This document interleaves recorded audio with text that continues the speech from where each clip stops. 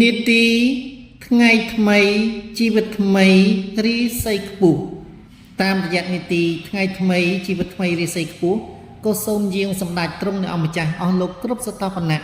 ជាពិសេសពុកម៉ែអ៊ំពូមីងបងប្អូននិងបងប្អូនយុវវ័យដែលត្រូវបានគម្រាមគ្រៀតឆ្ងាយពីគ្នាអស់រយៈកាលជិត1ខែមកនេះខ្ញុំបាទលោកគ្រូបច្ចេកហារាកម្មាទិបស្ដំមានការនឹករលឹកចំពោះអស់លោកណាស់ហើយមិនតែប៉ុណ្ណោះក៏មានសេចក្តីសប្បាយរីករាយដល់ពុកម៉ែតាមនិគមតំបន់ជនបទឆ្ងាយដាច់ស្រយាលបានលើកទូរស័ព្ទបាទខលមកសរសើរអំពីបាទគ្រប់កម្មវិធីដែលត្រូវបានអត្ថាធិប្បាយរៀបចំដោយខ្ញុំបាទលោកគ្រូបច្ចេកហារាកម្មាទិបសុខឧត្តមសប្បាយផងលាយឡំនឹងដំណក់ទឹកភ្នែកជាមួយនឹងសម្លេងឈឺតឆក់ផងនោះបានសរសើរថាទីហាក់បីដូចជារស់នៅជាមួយគាត់ពីអង្ការអីចឹងបាទឥឡូវនេះសូមឈប់យំឈប់ស្រែកទៀតទៅបាទបើកាលណាលោកអ៊ំលោកពូនេមីងមានការយំស្រែកច្រើនខ្ញុំបាទកាន់តែភ័យកាន់តែខ្លាចនេមីងមានអាការៈឈឺទេបាទគូតែសប្បាយចិត្តដែលបានជួបជាមួយខ្ញុំបាទទុះទាយឈុតជូនដល់អស់លោកនាងកញ្ញាបាទដើម្បីកុំឲ្យខាតពេលយូរក៏សូមសន្តាប់ពីនីតិយើងតាមរយៈឆ្នាំកុលបាទសម្រាប់ថ្ងៃទី1ខែកុម្ភៈ2026ដូចតទៅមុននឹងជម្រាបអំពីដំណើរជីវិតវាសនារបស់អស់លោកនាងខ្ញុំបាទក៏សូមអត្ថាធិប្បាយពន្យល់រៀបរាប់អំពីដំណើរឆាកជីវិតអតីតកាលមកដល់បច្ចុប្បន្នសម្រាប់ឆ្នាំកុលដូចតទៅបាទឆ្នាំកុលនាមជាសត្វជ្រូកពងមនុស្សប្រុសធាតុទឹកសូមអស់លោកនាងចងចាំចំណាំទុកអំពីឆ្នាំរបស់ខ្លួនពងហើយនឹងធាតុបាទដូច្នេះការដែលចងចាំនេះមិនមែនជាការអត់ប្រយោជន៍ទេដើម្បីសម្រាប់ភ្ជាប់ទំនាក់ទំនងមិត្តភាពឬមួយក៏ការផ្សំពងសម្ព័ន្ធមិត្តរីឬគូស្រករគេត្រូវតែដឹងធាតុដឹងអំពីលក្ខណៈដោយបានជម្រាបនេះហើយបាទធាតុទឹកសម្រាប់ឆ្នាំកុលហើយក៏ពងមនុស្សប្រុសបាទជាលក្ខណៈទូទៅឆ្នាំកុលគឺជាបុគ្គលឆ្លាតវាងវៃមានប្រាជ្ញាស្មារតីជាមនុស្សចេះប្រើកលៈទេសៈនិងចេះសម្របសម្រួលខ្លួនតាមពេលវេលាឧទាហរណ៍ឆ្នាំកុលបើចង់ជួបកសិករគឺឆ្នាំកុលដាក់ខ្លួនដូចជាខ្លួនកសិករទំនាក់ទំនងជាមួយឆ្នាំដទៃផ្សេងបានមិនប្រកាន់បាទឆ្នាំកុលជួបជាមួយនឹងពាណិជ្ជករគឺឆ្នាំកុលសម្របបរិយាកាសឲ្យសមប្រកបបាទនេះហៅថាបុគ្គលដែលចេះដាក់ខ្លួនតាមកលៈទេសៈបើឆ្នាំកុលចង់ទៅរកឱសថបុរាណពីនរណាមួយគឺឆ្នាំកុលនិយាយទំនាក់ទំនងឲ្យអ្នកដែលមានឱសថនោះសឹងតែប្រគល់ឲ្យខ្លួនពីព្រោះឆ្នាំកុលពូកែណាស់ចេះសម្ដែងសិល្បៈណាស់អស់លោកគឺឆ្នាំកុលមួយចំនួនគឺពូកែជាទីបំផុតស្រីក៏ដោយប្រុសក៏ដោយពូកែណាស់ឲ្យតែឆ្នាំកុលចង់បានអ្វីមួយគឺឆ្នាំកុលពូកែសម្ដែងណាស់ដូច្នេះបើសិនជាឆ្នាំកុលយកអាជីពជាអ្នកសម្ដែងវិញគឺពូកែលេខ1តែម្ដងបាទឆ្នាំកុលមានបញ្ញាស្មារតីហើយក៏ជាមនុស្សដែលចេះប្រើមនុស្សទៀតបាទឆ្នាំមួយចំនួនអត់សូវចេះប្រើមនុស្សទេតែឆ្នាំកុលពូកែប្រើមនុស្សណាបាទពូកែបញ្ចូលមនុស្សណាបាទចេះលើកដំកើងមនុស្សណានេះឆ្នាំកុលបាទគឺគុណសម្បត្តិរបស់គាត់បាទភាគច្រើនបរោះក្តីនារីក្តីឆ្នាំកុលគឺមានអេរយាសម្បត្តិទៅទីចិត្តឆ្ងាយគឺសម្បូរគេរាប់អានច្រើនបាទឆ្នាំហើយបរោះឆ្នាំកុលច្រើនមានភរិយាចាប់ពី1រហូតដល់4ទៅ5ចំពោះបរោះខ្លះបាទតែបរោះខ្លះទៀតស្លាប់រស់តែមួយទេបាទដូច្នេះគ្រាន់តែលក្ខណៈនេះខ្ញុំសូមបញ្ជាក់ថាមានការខុសប្រក្រតីយ៉ាងម៉េចអ្នកខ្លះនិយាយបូកសរុបរួមបាទឲ្យតែឆ្នាំកុលសិតតែមានលក្ខណៈចេះមិនពិតទេអ្នកខ្លះចេះជក់បរិយតែឆ្នាំកុលខ្លះអត់ចេះជក់បរិយទេបងប្អូនដូច្នេះវាខុសគ្នាបាត់ទៅហើយរឿងអីយើងទៅនិយាយថាឲ្យតែឆ្នាំមួយដូចគ្នាទាំងអស់គឺមិនពិតបាទក៏ប៉ុន្តែគ្រាន់តែជម្រាបរួមក្នុងលក្ខណៈអត្ថាធិប្បាយរួមមានន័យថាឆ្នាំកុលប្រកែបញ្ចូលមនុស្សជាអ្នកបច្ចាមនុស្សអស់លោកដឹងហើយឆ្នាំកុលខ្លួនឯងក៏ដឹងដែរឆ្នាំកុលជាស្រីក៏ដឹងឆ្នាំកុលជាប្រុសក៏ដឹងឲ្យតែឆ្នាំកុលចង់បានអ្វីមួយពីបុគ្គលណាមួយឆ្នាំកុលគឺនិយាយឲ្យអ្នកនោះខ្លោបស្លឹកត្រចៀកហ្មងធ្វើតាមយើងហ្មងគឺយើងដឹងតែខ្លួនឯងបាទដោយសារតែលក្ខណៈឆ្នាំកុលពូកែបែបនេះហើយបានជាឆ្នាំកុលខ្លះមានសត្រូវរុំព័ទ្ធជុំវិញខ្លួនក៏អាចថាបានហេតុនេះមិនដេចបានជាឆ្នាំកុលពូកែប្រើមនុស្សពូកែបច្ចាមនុស្សហើយបានជាមានសត្រូវច្រើនដោយសារតែឆ្នាំកុលមួយចំនួនខ្លះនិយាយអត់សច្ចភាពបាទនិយាយឲ្យតែមហិច្ឆតារបស់ខ្លួនចង់បានអ្វីមួយនិយាយធូរពេកដែលភាសាខ្មែរគេថាផោមសេះណាដោយផោមសេះគឺធូរណាស់ផុយណាស់និយាយឲ្យតែផុតពីមាត់ជាហេតុបណ្ដាលឲ្យអ្នកស្ដាប់នោះមានជំនឿមុនដំបូងដល់ស្ដាប់យូរទៅធ្វើតាមយូរទៅត្រូវគិតថាមនុស្សចង់បានប្រយោជន៍រៀងខ្លួនយើងចង់បានប្រយោជន៍ពីគេឯគេក៏ចង់បានប្រយោជន៍ពីយើងជួនកាលអ្នកខ្លះមិនចង់បានប្រយោជន៍ពីយើងទេតែគេចង់ឲ្យយើងទទួលស្គាល់ថាគេធ្លាប់ធ្វើអំពើល្អមកលើយើង បាទដូច្នេះឲ្យតែឆ្នាំកុលប្រកបទៅដោយសច្ចភាពយុត្តិធម៌នោះឆ្នាំកុលនឹងមានរាសីជាអមតៈក៏អាចថាបានឬមួយក៏គេស្រឡាញ់ដោយពេញចិត្តបាទពីព្រោះឆ្នាំកុលកន្លងមកអ្នកខ្លះអស់លោកខ្លះស្រីក៏ដោយប្រុសក៏ដោយឆ្នាំកុលមួយចំនួនទេអស់លោកបាទគឺថានិយាយឲ្យតែផុតពីមាត់និយាយធូរណាស់លឿនណាស់ជួនកាលឆ្នាំកុលខ្លះទៀតដើរតួជាសេដ្ឋីខ្លាំងខ្លាយឲ្យគេមើលមកថាខ្លួននឹងសម្បូរណាស់ចាយវាខ្ជុកជោកដល់ទីបំផុតនោះលួចពួនយំភ័យព្រួយតែម្នាក់ឯងក៏អាចថាបានឬមួយក៏អស់លោកខ្លះមួយចំនួនឆ្នាំកុលខ្លះទៀតទិញអំណោយវត្ថុអនុស្សាវរីយ៍ជូនទៅដល់បុគ្គលផ្សេងស្រាប់ទៅដល់ខ្លួនឯងមានការអន់សពុនចិត្តដកយករបស់នោះចេញអស់លោកឃើញទេជាហេតុបណ្ដាលឲ្យមានសត្រូវបាត់ទៅហើយដោយសារតែយើងនេះលឿនពេកត្រូវស្រឡាញ់ពេកស្រឡាញ់សឹងថាស្លាប់រស់អស់ខ្លួនស្រាប់តែថាអស់ចិត្តស្រាប់តែអ្វីមួយនេះមកវិញអានឹងគេមិនហៅថាសុចរិតយុត្តិធម៌ទេបងប្អូនមុនធ្វើអ្វីមួយកុំតឹងពេកកុំធូរពេកត្រូវប្រកាន់យកធម៌កណ្ដាលពុំនោះសោកឆ្នាំកុលនឹងសម្បូរគេហៅថាសត្រូវច្រើនហើយឆ្នាំកុលខ្លះទៀតចូលចិត្តតែនិយាយលោលេងពាក្យសម្ដីលេបខាយនឹងក៏ជាហេតុបណ្ដាលឲ្យមានសត្រូវដែរបាទជួនកាលយើងបន្តបង្អាប់គេនៅមុខមនុស្សផ្សេងទៀតជាហេតុដែលគេស្ដាប់មើលទៅគេចងគំនុំជាមួយយើងក៏អាចថាបានដូច្នេះបាទសត្រូវគឺច្រើនកើតអំពីសកម្មភាពរបស់យើងទេបងប្អូនបាទហើយក៏អត់មានសត្រូវណាឆ្ងាយមកនេះដែរគឺសត្រូវចិត្តទេត្រូវចងចាំគ្រប់គ្នាគឺដូចនេះមិនមែនតែឆ្នាំកុលម្នាក់ទេបាទយើងមិនដែលមានសត្រូវជាមួយអ្នកឆ្ងាយទេវាច្រើនតែចិត្តសូម្បីតែប្រទេសយើងក៏ដូចគ្នាដែរយើងមិនដែលទៅវាយប្រហារជាមួយបុគ្គលឆ្ងាយពីគ្នារាប់រយគីឡូច្រើនតែអាចិត្តនឹងឯងក្នុងសង្គមគ្រួសារក៏ដូចគ្នាបាទអ្នកដតីក៏ដូចគ្នាអ្នកដតីយូរការយើងមិនដែលទៅឆ្លោះជាមួយអ្នកយើងមិនស្គាល់គឺយើងឆ្លោះជាមួយតែអ្នកដែលយើងស្គាល់ចិត្តដិតនឹងឯងតើពិតទេបងប្អូននិយាយមកឆ្លើយមកតើពិតអត់យើងមិនដែលទៅឆ្លោះជាមួយអ្នកដែលយើងអត់ស្គាល់ទេកម្រណា100អ្នកគឺមិនដែលមានផងគឺយើងច្រើនតែឆ្លោះជាមួយអ្នកចិត្តដិតពេកច្រើនតែឈ្មោះជាមួយអ្នកដែលយើងយកចិត្តទុកដាក់នឹងឯងទីបំផុតคล้ายទៅជាសត្រូវជាមួយគ្នាដូច្នេះកុំឲ្យល្អពេកកុំឲ្យអាក្រក់ពេកឥឡូវងាកមកដល់យើងវិញម្ដងអស់លោកបាទឆ្នាំកុលចាប់ពីពេលនេះតទៅទុកកង្វល់ភ័យព្រួយរបស់អស់លោកនាងកញ្ញាគឺត្រូវសប្បាយចិត្តហើយបាទគឺចាប់ផ្ដើមរិស័យល្អបង្គួរហើយបាទចាប់ដើរមួយជំហានម្ដងបាទទោះបីជាអតីតកាលអស់លោកមួយចំនួនជាសិទ្ធិខ្លាំងខ្លាយយ៉ាងណាក៏ដោយក៏ប៉ុន្តែពេលនេះសិទ្ធិខ្លាំងខ្លាយនេះគឺត្រូវប្រមូលទ្រព្យចូលក្នុងឃ្លាំងវិញម្ដងហើយបាទចាប់ដើមចូលក្នុងឃ្លាំងវិញម្ដងហើយពូកាមុនចាយខ្ជោកពេកដល់ចាយខ្ជោកពេកអ្នកខ្លះវាមកបន្លំបោកស៊ីបាទវាមិនមែនមកបន្លំធ្វើជាមិត្តជាញាតិពិតប្រកបទេមកបន្លំបោកស៊ីដូច្នេះកាលណាឲ្យវាស៊ីវាល្អជាមួយយើងបាទកាលណាយើងឈប់ឲ្យវាស៊ីវាទៅជាអាក្រក់អ្នកខ្លះទៀតមកបច្ចាយចាក់រុកឆ្កឹះឆ្កៀវយើងបែកបាក់គ្នាអស់ដោយសារតែមានតិចសឥឡូវនេះត្រូវភ្ញាក់រលឹកឡើងកុំត្រជាសទៀតត្រូវពិនិត្យត្រូវពិចារណាថានៅក្នុងពេលដែលយើងកំពុងតែមានទុក្ខព្រួយកង្វល់តើមិត្តណាមួយចេញមុខជួយយើងជួយយកអាសាយើងទាំងផ្លូវចិត្តក្តីផ្លូវកាយក្តីផ្លូវសម្ភារៈក្តីបាទឬមួយក៏ជាការជួយដោយប្រាក់កាក់ក្តីត្រង់កន្លែងនេះហើយដែលហៅថាយើងមិនស្រយត់នៅពេលដែលយើងដឹងគុណគេយើងកុំជឿបុគ្គលណាមួយពេលដែលយើងមានទុក្ខកង្វល់លងទឹកវាឈរមើលយើងស្រាប់តែយើងបានជោគជ័យវាមិននិយាយថាវាល្អណាស់យើងទៅខឹងនឹងអាមនុស្សដែលធ្លាប់ជួយយើងនោះដែលធម្មតាមនុស្សដែលគេចង់ចាប់កំហុសយើងគេយើងមិនដឹងថារឿងអីក៏គេយកទៅនិយាយឲ្យយើងខុសដែរតើពិតប្រកបដែរទេបងប្អូនខ្ញុំសូមនិយាយពាក្យខ្លះដែលមិនគួរនឹងនិយាយឧទាហរណ៍ថាឥឡូវយើងលើកយកមនុស្សម្នាក់ចុះសប្តាហ៍ថ្ងៃនឹងមិនដឹងថាគាត់យ៉ាងម៉េចទេគាត់ដើរខ្យល់បាទគាត់ដើរខ្យល់ច្រើនណាតែនៅពេលដែលយើងត្រូវគ្នាវិញយើងថាមិនក៏ដើរខ្យល់ច្រើនវិញយើងបាយយើងអីទេវាស្រួលខ្លួនវាដើរខ្យល់ជាងឯងអាហ្នឹងពេលយើងត្រូវចិត្តណាស្រាប់តែពេលយើងមិនត្រូវចិត្តយើងនិយាយថាហ៊ីក៏គ្មានសុជីវធម៌ទេវ៉ៃតិចដើរខ្យល់អត់ឈប់អញ្ចឹងវាទៅជាអញ្ចឹងតែបានថាពេលវេលាតែមួយទេតែនៃខុសគ្នាពីរបាទចង់និយាយអញ្ចឹង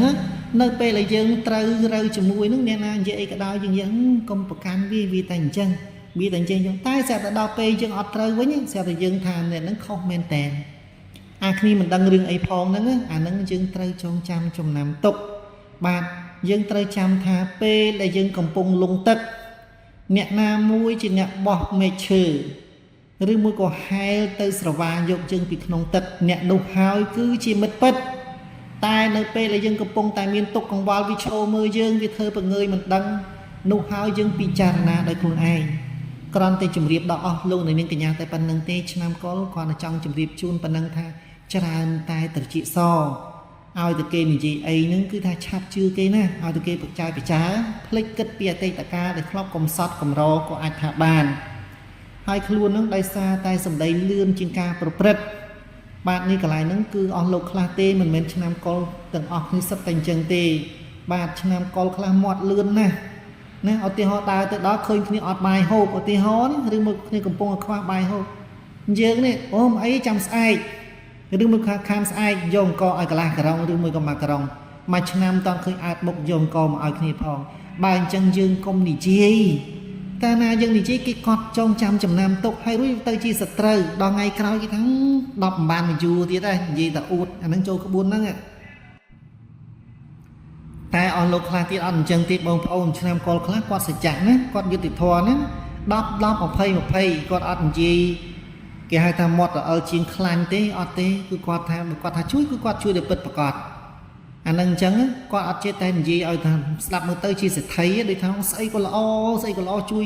គេដល់រួចមិនដឹងថារឿងអីអានឹងអត់បានទេវាខាតពេលវេលាវាស្អុយឈ្មោះឧទាហរណ៍ថាឥឡូវយើងទិញម៉ូតូទិញឡានឲ្យទៅបុគ្គលណាមួយដែលយើងស្រឡាញ់គ្នាជឿជាក់ទៅលើយើងថាយើងឲ្យគ្នាដោយស្មោះស្រាប់តែថ្ងៃណាមួយយើងខឹងនឹងបុគ្គលនោះយើងទៅដកយកឡានដកយកម៉ូតូឬមួយក៏យើងដកយកដីធ្លីឬមួយក៏យើងដកយកកង់ឬមួយយើងដកយកសម្លៀកបំពាក់ពីបុគ្គលនោះអានឹងឯងវាជួយសត្រូវវាធ្វើឲ្យមិនមែនខ្លាយទៅជាបុគ្គលដែលគេគោរពខ្លាយទៅជាគេសំអប់យើងទៅវិញនឹងសម្រាប់បុគ្គលខ្លះដូច្នេះកុំត្រចៀកសបើបំណាច់ថាយើងឲ្យទៅអ្នកណាមួយហើយគឺយើងឲ្យដោយស្មោះត្រង់ឲ្យទោះបីថាឲ្យទៅវាជ្រុលទៅហើយគឺយើងឲ្យបុគ្គលនោះទៅជួយទៅនឹង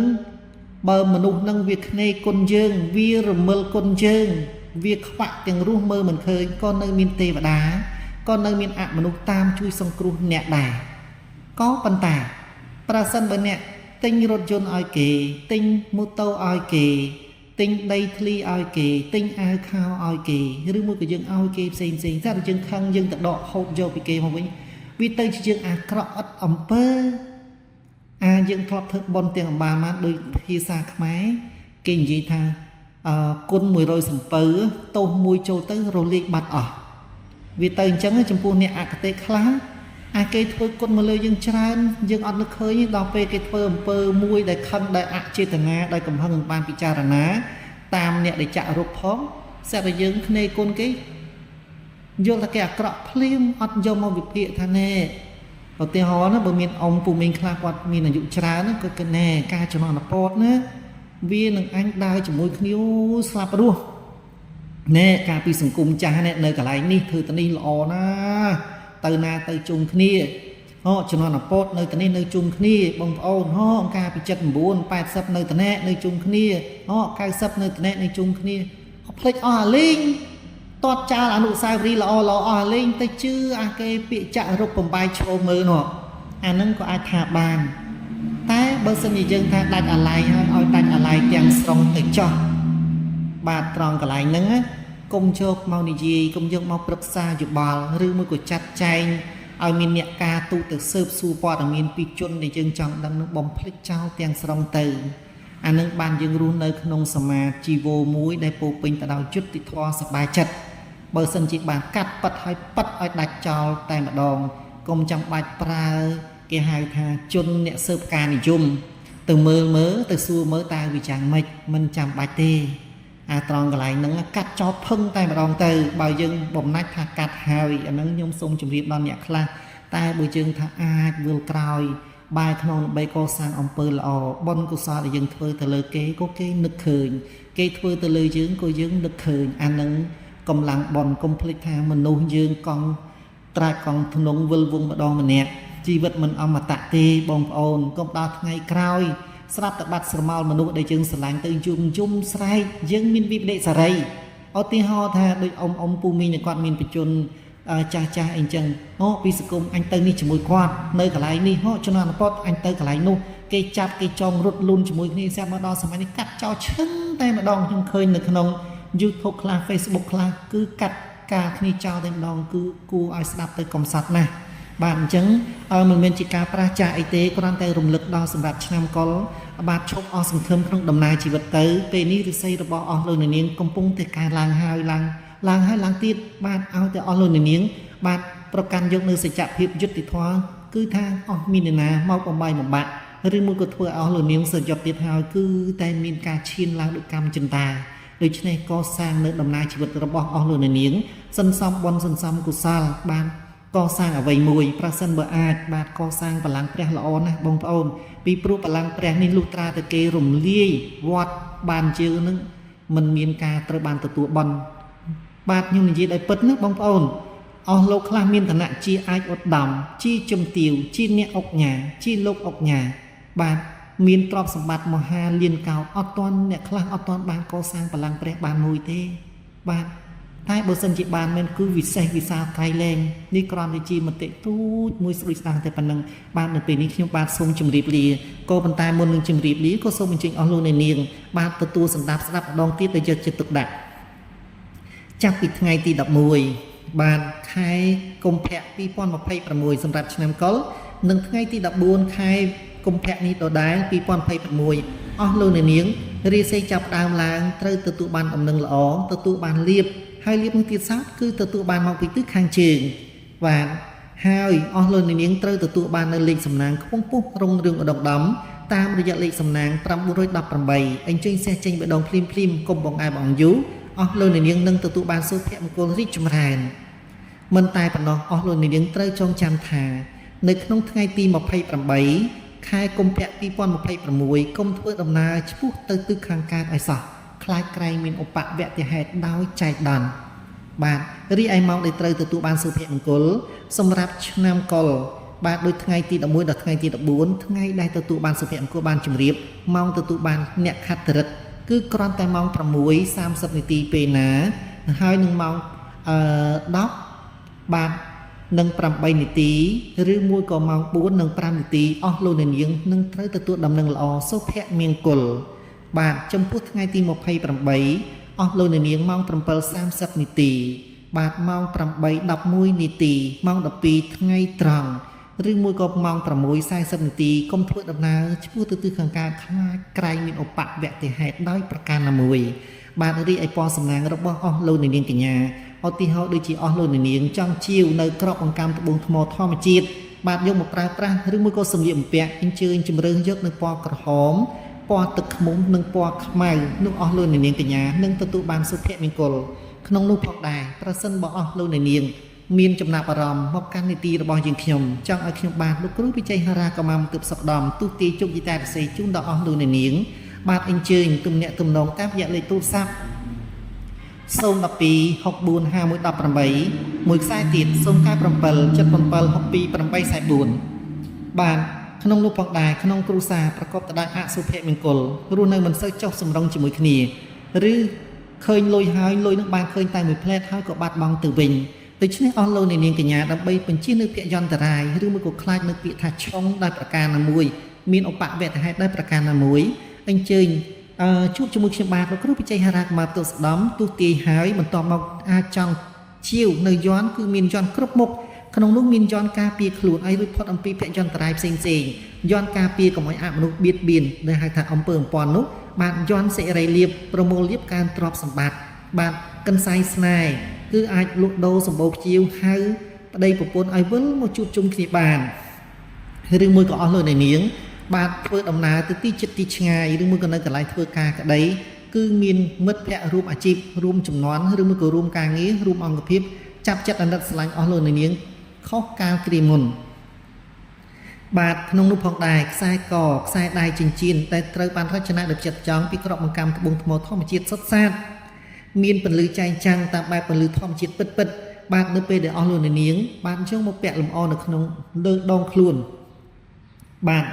នៅលើកដៃឬមើលនៅលើករបស់អស់លោកអ្នកនាងបាទគឺថាធ្វើឲ្យរាសីរបស់អស់លោកអ្នកនាងកញ្ញាចាប់ដើមឡើងស្រើតតែម្ដងហើយកម្លាំងមិនដឹងជាបានមកពីណាគឺថាដូចជាមានកម្លាំងខុសប្លែកអស់លោកនាងកញ្ញាក៏ដឹងខ្លួនឯងដែរមិនមែនខ្ញុំនឹងចេតតែបញ្ចែកបញ្ជើទេបាទអ្នកខ្លះហ្នឹងមកពីញ៉ាំទឹកកឡុក ឬមួយក៏ញ៉ាំពងទាកូនមានកម្លាំងអត់ទេជួនកាលហ្នឹងគឺថារិស័យយ៉ាងឡើងគឺយើងចាប់ផ្ដើមមានកម្លាំងតែម្ដងតើពិតប្រាកដទេបងប្អូនដូច្នេះគ្រាប់បង្កាំត្បូងថ្មធម្មជាតិកាលណាយើងជ្រើសរើសថ្ងៃខែពេលវេលាឲ្យត្រូវនឹងពណ៌ត្រូវធាតុរបស់យើងផងបាទគឺយើងពាក់ទៅមានរិស័យមានហុងស៊ុយចាប់ផ្ដើមគិតការអ្វីមួយក៏បានសម្រេចជួនកាលណាជួនកាលបងប្អូនដែលធ្លាប់មិនត្រូវជាមួយគ្នាឬមួយក៏ញាតិមិត្តដែលកាត់ការគ្នាចោលពីសតវត្សណាខែណាឆ្នាំណាស្ទើរតែនឹកឃើញអូអញមិនគួរធ្វើអញ្ចឹងសោះណាអនុស្សាវរីយ៍តាំងពីជំនាន់ពីសង្គមចាស់តាំងពីជំនាន់លន់នល់ជំនាន់សីអនុបានអញ្ចឹងណាបាទជំនាន់បកូនណាឬមួយក៏ជំនាន់ប៉ុលពតជំនាន់ចូលមក79 80 90ខែអីបានត្រូវបោះបង់ដល់អត់ដឹងរឿងមូលហេតុអានឹងធ្វើយើងនឹកឃើញឡើងវិញក៏យើងអាចទំនាក់ទំនងតែបើយើងអត់នឹកឃើញទេកាត់ចោលហើយយើងរក្សានៅសេចក្តីសុខទាំងអស់គ្នាក៏បានសេចក្តីសុខដែរកសាងអំពើល្អបានច្រើនណាបងប្អូនបាទហើយចូលចងចាំថាគ្រប់តម្រូវការរបស់អស់លោកអ្នកនាងបាទកន្សែងយ័ន្តក្តីត្បូងថ្មធម្មជាតិគ្រប់ប្រភេទក្តីគឺមានតម្លៃសម្រាប់អស់លោកនាងកញ្ញាជាវពីហាងយើងខ្ញុំដោយមិនប្រកែកថា